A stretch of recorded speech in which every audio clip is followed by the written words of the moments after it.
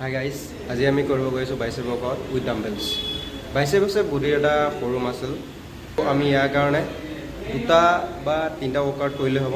চাওক আমি আজি ডাম্বেলৰ সৈতে তাক কেনেকৈ কৰোঁ। এতিয়া আমি ৱাৰ্ম আপৰে ষ্টাৰ্ট কৰিম। এনেকৈ আমি ৰিষ্ট মবিলিটিৰ কাৰণে 10টামান কৰিম। তাৰপাছত আমি শ্ব'ল্ডাৰ মবিলিটিৰ কাৰণে এনেদৰে শ্ব'ল্ডাৰ ঘূৰাম।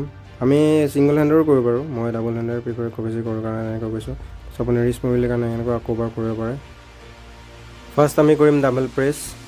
প্ৰথমতে আমি ডাম্বেলটো এনেদৰে ভিডিঅ' দেখুৱালৈ লৈ শ্ব'ল্ডাৰটো ৰিট্ৰেক্ট কৰি তাৰপিছত আপুনি ছিংগল হেণ্ড শ্ল'লি বাইচেপটো আপ। এনেদৰে আমি ছিংগল হেণ্ডো কৰিব পাৰে ধুনীয়াকৈ।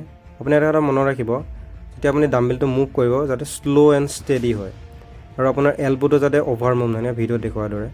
আপুনি অকণমান লাষ্ট মুমেণ্টত ওপৰলৈ নিব পাৰে, বাট বেছি মুভমেণ্ট নকৰিব আৰু ৱেইটটো আপোনাৰ নিজৰ অনুযায়ী জুৰিব। ছেকেণ্ড আমি কৰিম ইংলাইন ডাম্বেল কাৰ্ল। তাৰ কাৰণে এনেকুৱা ইংলাইন বেঞ্চ এখন আপুনি লৈ ল'ব।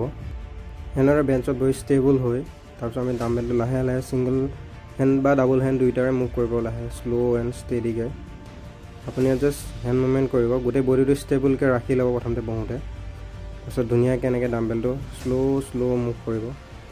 বডি মুভমেণ্ট নকৰিব, অনলি হেণ্ড মুভমেণ্ট কৰিব যাতে বাইচেপত আপোনাৰ ডাইৰেক্ট প্ৰেছাৰটো পৰে। থাৰ্ড আমি কৰিম প্ৰেছাৰ কাৰ্ল। এনেদৰে প্ৰেছাৰ কাৰ্ল মেচিনত শ্ল' এণ্ড ষ্টেডিকৈ আপুনি ডাম্বেলটো হেৰি কৰিব। ছিংগল হেণ্ডেৰে কৰিব যাতে আপোনাৰ হেণ্ড মুভমেণ্ট কাৰণে ভাল হয়। শ্ল' এণ্ড ষ্টেডি, ওপৰত গৈ আপুনি 1 ছেকেণ্ড ৰখিব পাৰে ভিডিঅ' দেখুৱাৰ দৰে। শ্ল'কৈ কৰিব, দুইখন হাতৰ অল্টাৰনেটিভ কৰি ল'ব। আৰু এটা কথা মনত ৰাখিব, ডাম্বেল বেছি তললৈ নিব কাৰণ আপোনাৰ এলব'ত পেইন হ'ব পাৰে। শ্ল' এণ্ড ষ্টেডিকৈ কৰিব।